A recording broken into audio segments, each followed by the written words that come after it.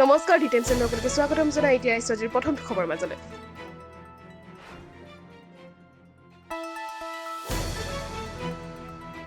জালুকবাৰীত 18 কোটি টকাৰ ড্ৰাগ জব্দ কৰিলে আৰক্ষী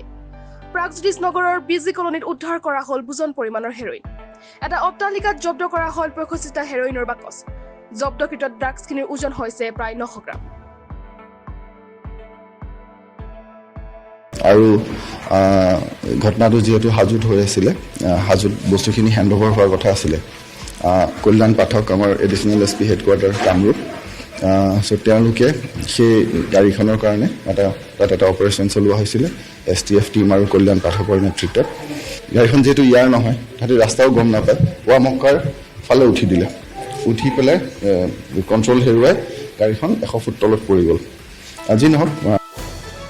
ইপিনে মংগলদৈৰ কৰিম চকত পুৱতি নিশা সংঘটিত হয় বিধ্বংসী অগ্নিকাণ্ড প্ৰায় 7খন ব্যৱসায়িক প্ৰতিষ্ঠান জুইত ভস্মীভূত হয় এই অগ্নিকাণ্ডৰ ফলত জুইত জ্বলা বাই কেইবা কোটি টকাৰ সম্পত্তি অগ্নিকাণ্ডৰ কাৰণ অৱশ্যে এতিয়ালৈ জানিব পৰা হোৱা নাই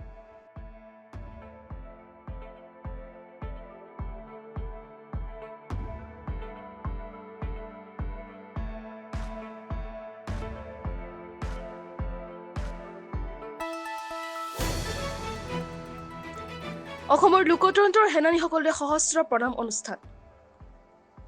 এই অনুষ্ঠানত উপস্থিত থাকি সেনানীসকলক প্ৰণাম জনাব মুখ্যমন্ত্ৰী ডক্টৰ হিমন্ত বিশ্ব শৰ্মাই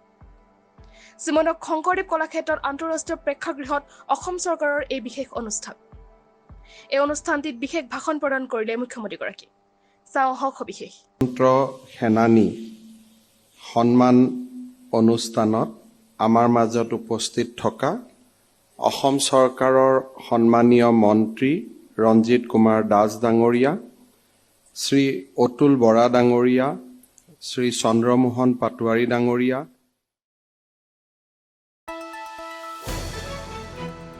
আজিৰ দিনটোত ইজিপ্তৰ 1000 বছৰ পুৰণি এটা ঐতিহাসিক মছজিদলৈ যাব প্ৰধানমন্ত্ৰী নৰেন্দ্ৰ মোদী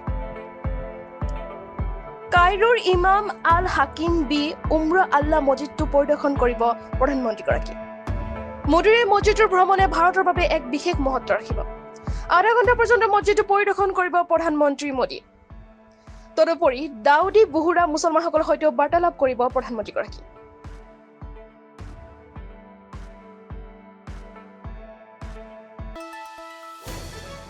পুনৰ ৰেল দুৰ্ঘটনা পশ্চিমবংগৰ ঝাকুৰা জিলাত ভয়ংকৰ ৰেল দুৰ্ঘটনা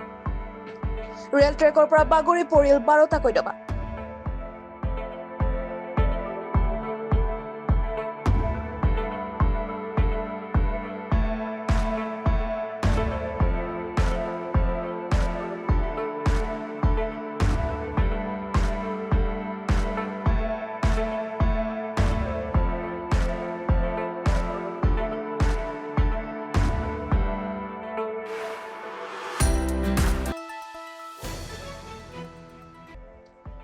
গ্ৰেনিছ ৰেখত গহা অসমৰ নাচনি ঢোলৰ একাউণ্টত শীঘ্ৰেই সোমাব ধন এই কথা ঘোষণা কৰিলে মন্ত্ৰী জয়ন্ত মল্ল বৰুৱাই আপোনালোকে জানে যে আমাৰ চৰকাৰে